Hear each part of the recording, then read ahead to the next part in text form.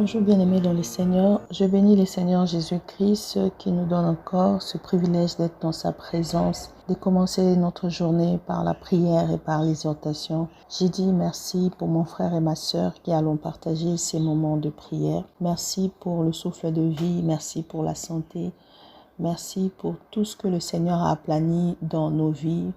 Car chaque jour, dès que nous nous levons le matin, il a tout fait pour nous. C'est un bon Père. Nous devons apprendre à lui faire confiance et à lui laisser guider nos vies. Bien-aimés, aujourd'hui, nous allons partager dans le livre de 3e épître de Jean. Je vais lire à partir du 1er jusqu'au 4e verset. J'ai lu au nom de Jésus. L'ancien, à Gaius, le bien-aimé que j'aime dans la vérité. Bien-aimé, je souhaite que tu prospères à tous égards et sois en bonne santé comme prospère l'état de ton âme. J'ai été fort réjoui lorsque deux frères sont arrivés et ils ont rendu un témoignage de la vérité qui est en toi, de la manière dont tu marches dans la vérité. Je n'ai pas de plus grande joie que d'apprendre que mes enfants marchent dans la vérité. Bien-aimés, aujourd'hui nous allons partager sur tous et la vérité rendent-ils un bon témoignage de toi. Et oui, comme nous avons dit dans notre sujet, que tout le monde doit rendre un bon témoignage de tout enfant de Dieu qui vit avec eux.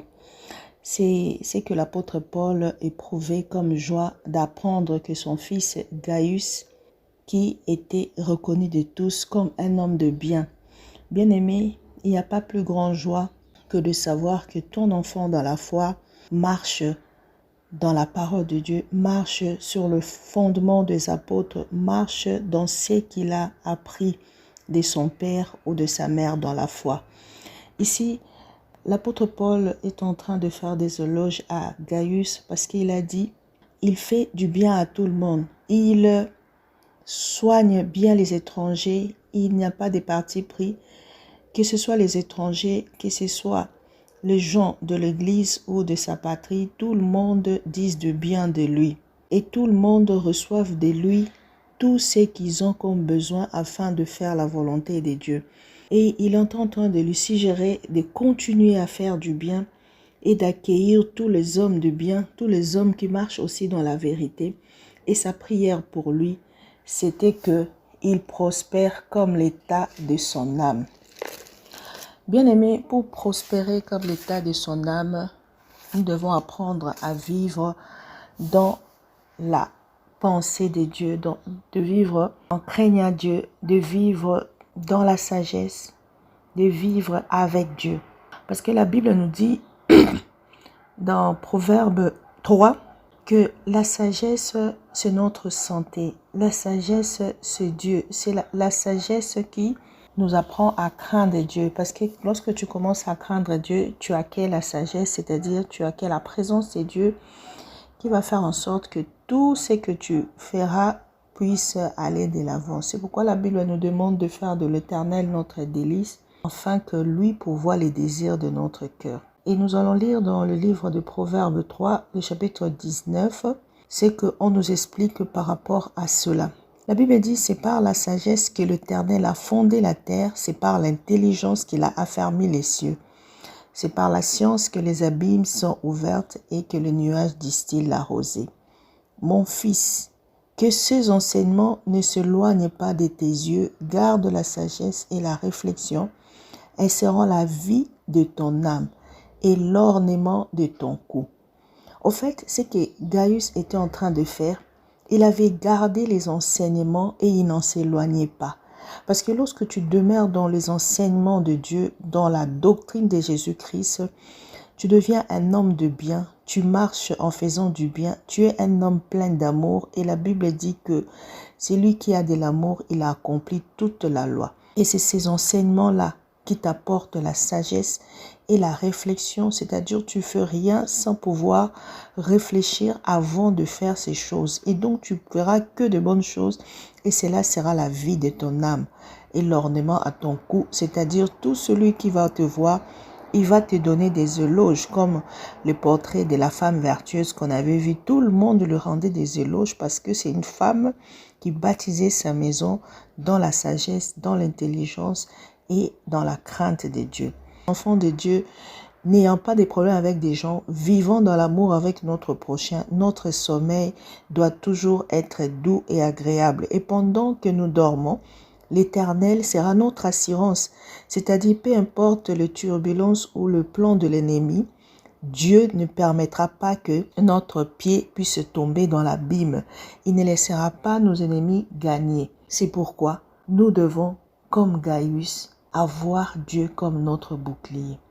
Nous ne devons pas être sages à notre propre yeux, de ne pas penser de la façon dont le monde veut que nous puissions penser, mais nous devons nous détourner de tout mal afin que la vie de Jésus-Christ soit la santé dans nos muscles et que l'amour puisse rafraîchir nos corps, rafraîchir nos vies afin que nous puissions vivre dans la présence de Dieu. Et c'est ce que la Bible dit. Le commencement de la sagesse, c'est la crainte de l'Éternel. Lorsque tu commences à craindre Dieu, tout commence à changer. Et pour craindre Dieu, tu dois vivre dans les enseignements que nous ont laissés les apôtres. Alors, pour finir, nous allons aussi parler de deux autres enfants que l'apôtre Paul avait, c'est-à-dire il y avait Diotrephe et Démétrius. Les deux là aussi, ils étaient dans la même église. Mais c'est comme la Bible dit dans Matthieu 13, 27, lorsqu'un maître est en train de s'aimer, le diable vient aussi, il sème dans son champ livré et les deux poussaient ensemble. Les gens se sont étonnés. Comment est-ce qu'ils poussent ensemble? Mais le Seigneur a dit, laissez-les grandir. À la fin, on va les couper.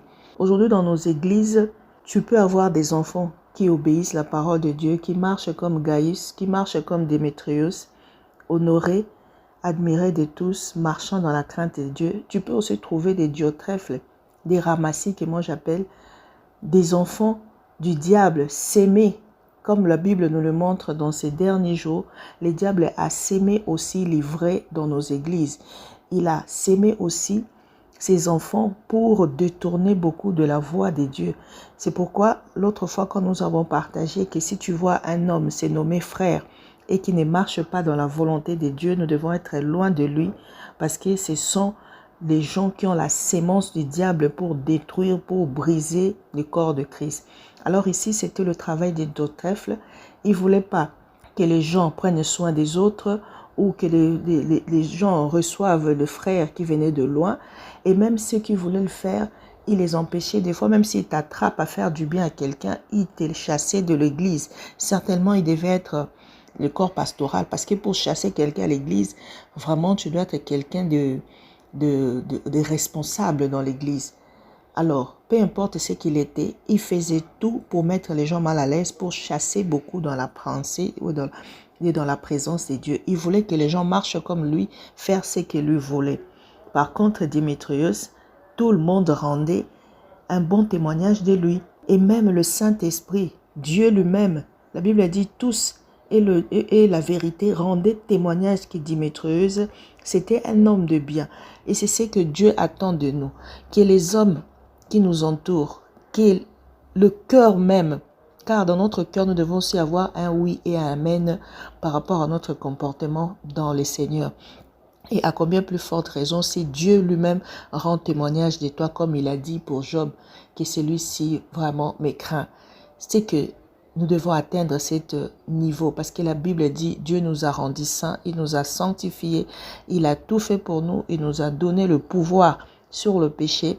Il est mort dans le corps pour nous donner aussi la force de crucifier la chair. Alors, nous ne devons pas avoir part au milieu de païens. Nous devons avoir une bonne conduite. Nous ne devons pas marcher dans nos convoitises du passé, mais nous devons marcher selon l'esprit pour ne pas accomplir les œuvres de la chair. La Bible nous dit dans 1 Pierre 2, 12, que ayez au milieu de païens une bonne conduite, afin que là même où l'on vous calomnie comme si vous étiez de malfaiteurs, qu'il remarque vos bonnes œuvres et qu'il glorifie Dieu au jour où il le visitera.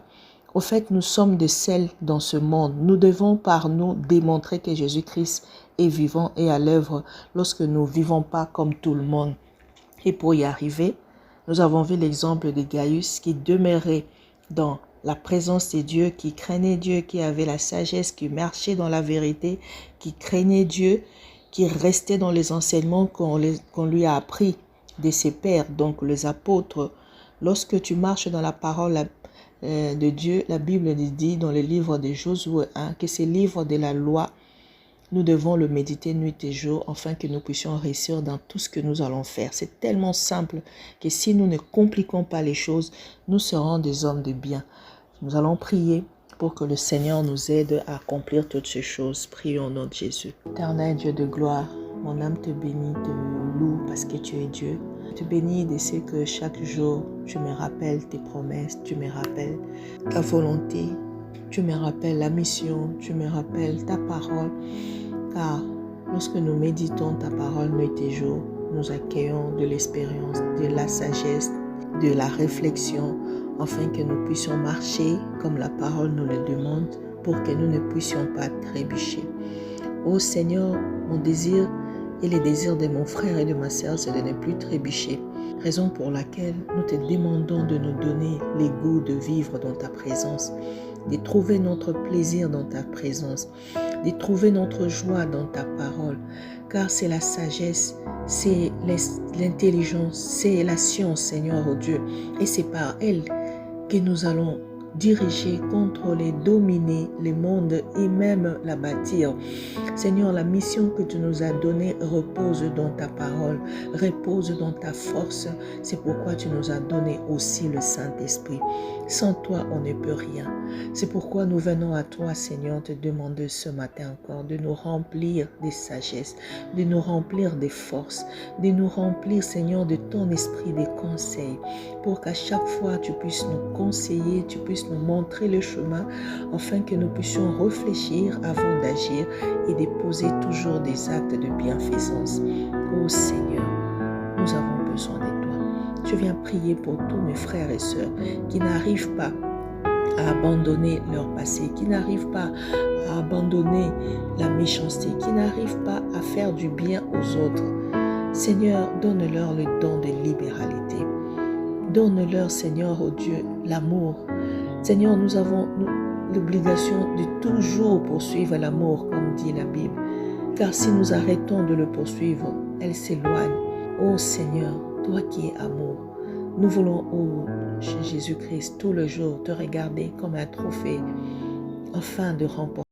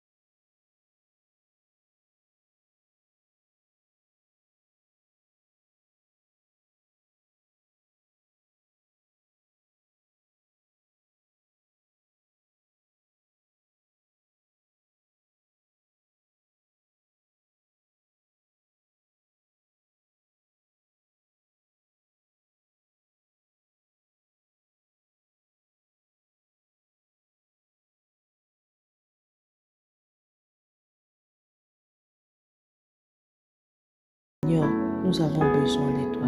Ne nous laisse pas sombrer. Les diables nous tendent des pièges. Les diables veulent, Seigneur, que nous puissions céder. Mais loin de nous l'idée d'abandonner, car nous sommes de ceux-là qui n'abandonnent pas, mais de ceux-là qui résistent jusqu'au sang. Tu as résisté jusqu'au sang, nous aussi. nous serons comme toi, nous marcherons comme toi, nous ferons comme toi. Tu es le modèle parfait de l'excellence. Merci Seigneur Dieu de nous fortifier par ton esprit. Que ton esprit se répande, Seigneur, dans la vie de tous ce matin. Que ce matin soit un matin de réflexion, un matin de force, un matin où nous donnons nos vies à toi, un matin où nous sommes encore prêts de mourir pour toi, afin que Seigneur, oh Dieu, le diable n'ait pas raison de nous. Que nos ennemis ne disent jamais qu'ils nous ont vaincus, mais que dans tout ce qu'ils feront comme piège contre nous, qu'ils tombent eux-mêmes dans leur propre piège. Et que le nom de Jésus soit béni. Que par nos vies, Seigneur, oh Dieu, les gens puissent venir à toi. Les gens puissent, Seigneur, oh Dieu, te craindre. Nous voulons, Seigneur, oh Dieu, apprendre à ne pas imiter le mal, mais à faire le bien, à pratiquer le bien avec tous, à pratiquer le bien et d'aimer Dieu, afin que le mal n'ait pas de place dans notre vie. Nous donnons nos vies à toi et que la journée soit pour toi. Nous la bénissons.